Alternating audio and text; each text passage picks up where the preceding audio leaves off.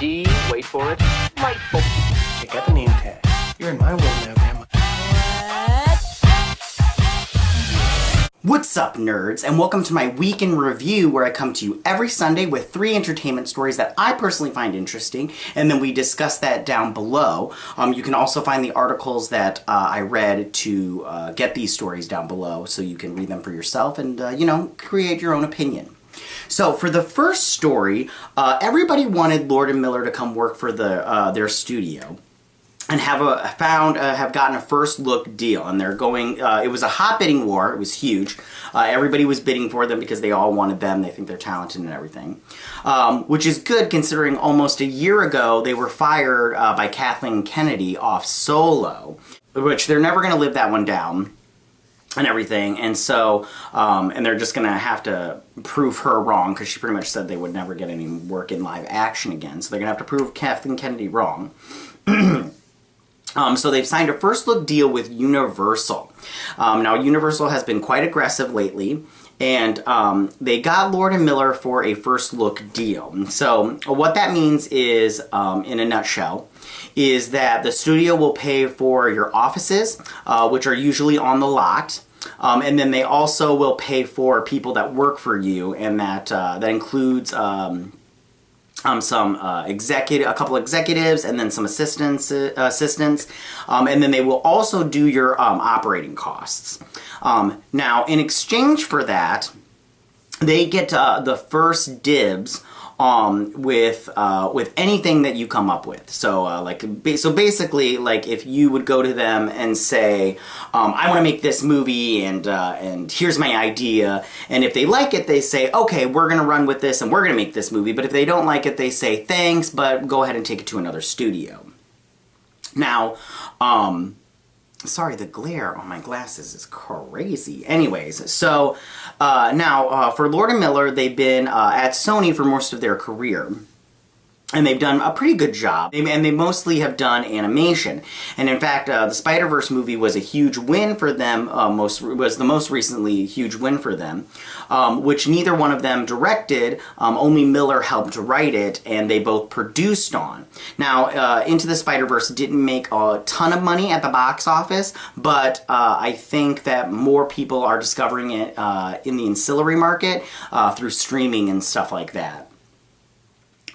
Which also, Amy Pascal, she also went to Universal, and she has played a big part in Lord & Miller's success. I'm just going to take these off right now, just because they are way too glary. Anyways, so she really helped them out after the whole Solo situation. She brought them over and everything, and they worked on the Spider-Verse and everything. And I'm pretty sure she had a tiny bit of say in kind of whispering in the studio's ear and say, hey, I'm going to go to Universal. You guys should come with me. Plus, she also knows Donna Langley, who runs Universal. So she probably had a little bit of say in them coming over to Universal. Now, I like Lord & Miller, but they really need to prove themselves, especially after that whole Solo debacle. It doesn't matter what side you're on with that whole situation. The fact that they haven't had a huge blockbuster hit since that whole situation, and they really need to prove themselves and prove Kathleen Kennedy wrong, and make a big live-action movie. So that is my first story. So for the second story, so everybody from Batwoman went on to the Television Critics Association and made a little presentation about the show and everything. Basically tried to sell their show, kind of thing. So they were just basically pitching the show, and now during their discussion for the show, they clarified 2 different things, okay? One, that, and both of them kind of got people upset, or they didn't care. The second one they really didn't care about and everything, but there was some stuff that went on. And so people got upset about the first one, which is for some crazy reasons. People get mad about stupid stuff. Anyways, so the first one was that Kate Kane will be dating other women. Now, she will be dating and just basically having a social life.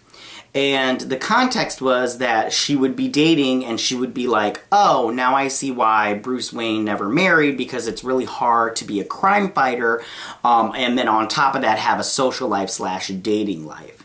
And then she also has a flirtation with her love interest, which is this relationship is a closeted love interest. So now I'm not a huge fan of it. Of that, the whole being closeted thing, but I did read online something about like her love interest is married to a man, but I don't know if that's true, and I couldn't find it, so I'm just gonna say it's not true. But I think that they should show that she's in a gay relationship, and then that's fine. I mean, like, we live in 2019; it's really not that big a deal, and they shouldn't be afraid of that. Which I don't think they really are, but I don't think that they should make it closet. But maybe it's gonna be, maybe it's good that it is. Maybe it plays into it. I don't know. We'll see.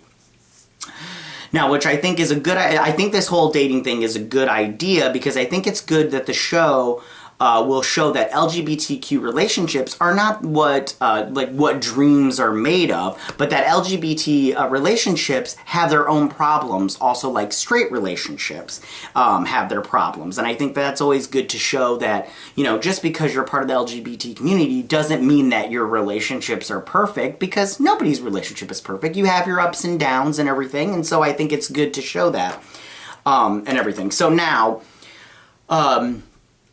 that everything is coming out, that Batwoman will be portrayed as also as a Jewish character, and this has also gotten a little bit of a negative reaction, or just a don't care reaction, and I find it very disturbing. I don't like it when people get on to stuff like that. And I think that this show isn't getting a fair shake right now, out of the gate. It's not even, like, premiered, and it's already getting, like, negative upon negative.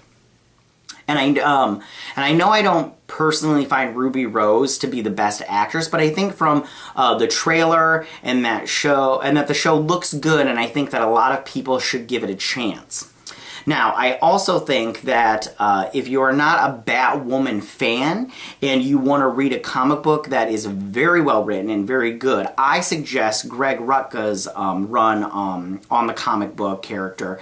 It's completely fantastic. I think that he writes women very well, and I personally enjoyed his Batwoman comic books, the ones that he wrote, and I think that if you get a chance, you should go and check them out. I think that this first season, at least, will be based on those comic books, so I'm looking forward to it. So for my last story, things keep going well for David Benioff and D.B. Weiss, and I don't understand why. I really don't, you guys.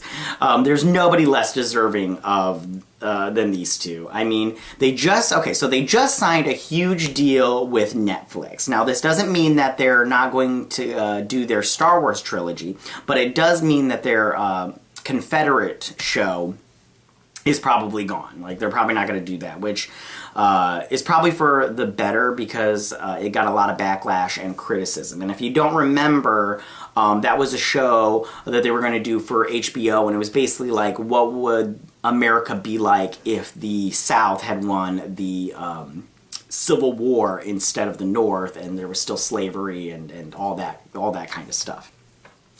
So Netflix has given them a $200 million to work for them. Now, they recently dropped their management team and let their lawyer handle the negotiations, and their lawyer got them this huge deal. I mean, $200 million is huge. Now, I'm pretty sure that some people might think this is a loss for HBO, because Benioff and Weiss did Game of Thrones, and they made them a lot of money with that. But I feel that they ruined Game of Thrones. I mean, that last season was a complete nightmare, especially at the end. And it shows that they really don't have a tremendous amount of talent. Also, I don't think Netflix did this because they think Benioff and Weiss have talent, but I'm pretty sure they don't even care what they put out. They just want content because they want to keep your subscription, and they want to keep they want you to keep their service and keep getting that money rolling in. Now, I think everybody is fighting for talent in Hollywood for their streaming services / companies, and this is a very hard for Netflix, because of a lot of the companies are taking back their properties, like they're losing Friends and The Office, which are huge properties for them and make up a lot of business for them, because a lot of people watch those shows. In fact, those are their top two shows. that people watch on Netflix.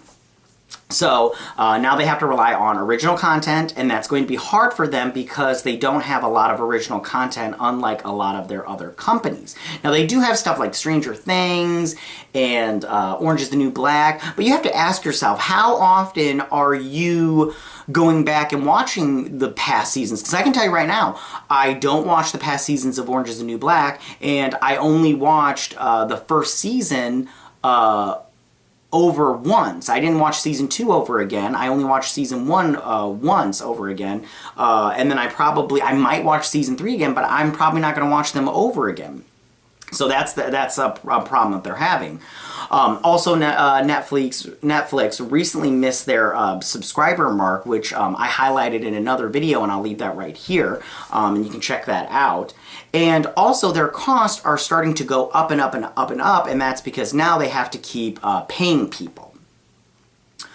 So a small piece of me doesn't want to blame D&D for making that money and everything, but I don't think they're talented, and I don't see them succeeding in the future, because I think that people are going to very soon start seeing that they don't have any talent. And again, they killed Game of Thrones, and a small fun fact, David Benioff was a writer on X-Men Origins Wolverine, and we all know how much of an abortion that was. So tell me, what do you guys think about these 3 stories? Are you excited that Lord & Miller will be going to Universal and making content for them and they get their first look deal? Are you sad that Batwoman is getting a bum rap and it's not even out of the gate yet? And how do you feel about David Benioff, D&D, getting this deal at Netflix and making that money? I mean, in all honesty, I mean, they don't deserve it, in my opinion. They're not talented in any way, shape, or form. So go ahead and leave your comments in that section down below.